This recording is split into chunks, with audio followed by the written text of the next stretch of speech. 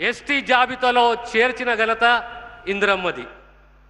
ఈరోజు 40-45 సంవత్సరాలలో ఏ రకంగా ఆర్థికంగా, సామాజికంగా, విద్యాపరంగా ఈ వర్గాలు మారినాయో, పెరిగినాయో, ఎదిగినాయో ఒక్కసారి మనం ఆలోచన చేసుకుంటే కాంగ్రెస్ ఏ రకంగా అద్భుతమైన కార్యక్రమాలు చేస్తుందనేది మనకు గుర్తొస్తుంది.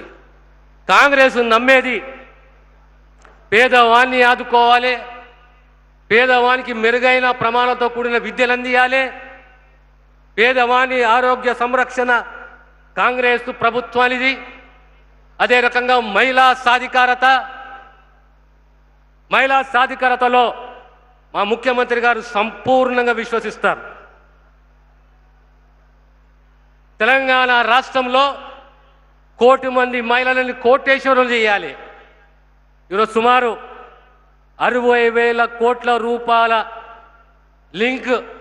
బ్యాంక్ లింకేజ్ ద్వారా రుణాలు ఇవ్వడము, మళ్ళీ తిరిగి వారు సకాలంలో చెల్లిస్తే వారి యొక్క వడ్డీ డబ్బులు ప్రభుత్వం చెల్లించడము, సుమారు 1,500 కోట్ల రూపాయల వరకు ఈరోజు వడ్డీ లేని రుణాలు తిరిగి మహిళలకు అందించిన చరిత్ర అంటే కాంగ్రెస్ ప్రభుత్వాన్ని, రేవంత్ రెడ్డి గారిది. ఇవన్నీ మనం గుర్తుపెట్టుకోవాలి. ఒకసారి ఏ రకంగా తెలీదా రైతు సంక్షేమము,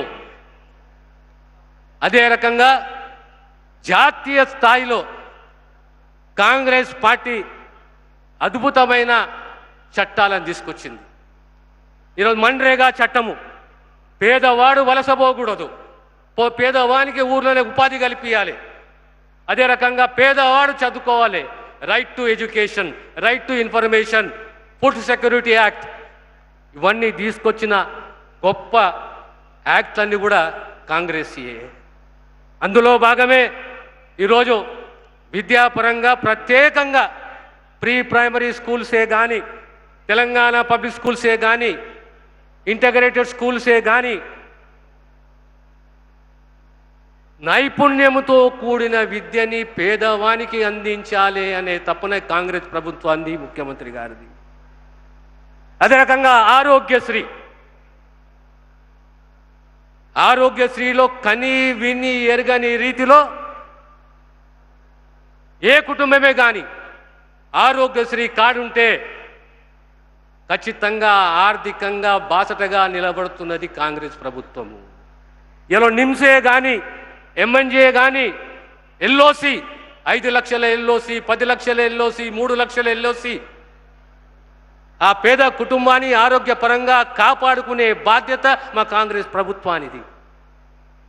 5 లక్షలు ఉన్న ఆరోగ్యశ్రీని ఈరోజు 10 లక్షలకు పెంచిన చరిత్ర కూడా కాంగ్రెస్ ప్రభుత్వానిది.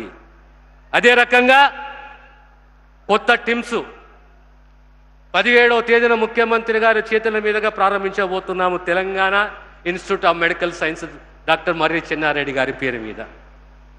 ఇలాంటి అద్భుతమైనది పేదవానికి కావలసినది ఏంటి? విద్య, వైద్యము, సామాజిక భద్రత, సాధికారత, మహిళా సాధికారత.